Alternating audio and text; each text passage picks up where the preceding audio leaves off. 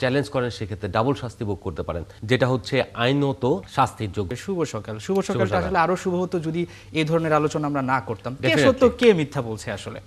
দেখুন, দুজনেই কিন্তু সত্য, দুজনেই মিথ্যা। কেন বলবো? বাংলাদেশ ক্রিকেট বোর্ড যেটা করেছে সেটা কিন্তু কোনো ব্যক্তিগত রেষারেষি থেকে নয়। তার প্লেয়ারকে সে নিজের কোনো দিক থেকে শাস্তি দেওয়ার পক্ষে থাকবে না কখনোই।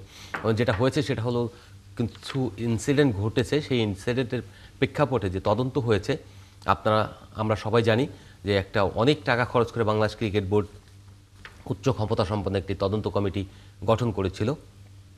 সেই তদন্ত কমিটি যে রিপোর্ট দিয়েছিল সেই রিপোর্টের প্রেক্ষাপটে আবার অ্যালেক্স মার্শাল, যিনি আইসিসির অ্যান্টি করাপশন ইউনিটের সাবেক প্রধান, এখন বাংলাদেশ ক্রিকেট বোর্ডের অ্যান্টি করাপশন ইউনিট যেটা রয়েছে সেটার আপনার উপদেষ্টা হিসেবে কাজ করছেন, তিনি যখন এরকম একটা রিপোর্টকে মূল্যায়ন করেন এবং সেখান থেকে যদি আপনার যারা অভিযুক্ত বা যাদেরকে লাল তালিকাভুক্ত করা হয়েছে তাদেরকে যদি আপনারা আইডেন্টিফাই করে আপনার এখানে না খেলার জন্য সুপারিশ করেন, তখন বুঝতে হবে যে তারা নিঃসন্দেহে এমন কোনো অপরাধ করেছে ক্রিকেটে যেটা হচ্ছে আইনত শাস্তির যোগ্য, এবং সেই শাস্তিটাই কিন্তু তারা এখন হয়তো পাবে।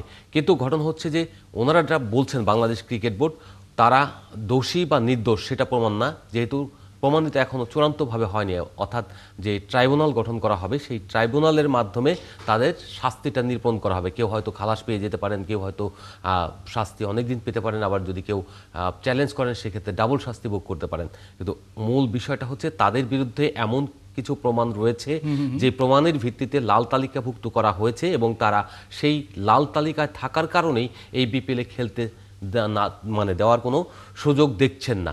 যার ফলে এই যে আউটবাসটা দেখছি আমরা এনামুল হক বিজয়ের, সেটা হচ্ছে তার ব্যক্তিগত জায়গা থেকে তিনি মনে করছেন তিনি নির্দোষ। বাট এরকম যারা ভুল করেন তারা হয়তো পেছনে অনেক কিছুই রেখে আসেন যেটা হয়তো স্মৃতিতে থাকে না।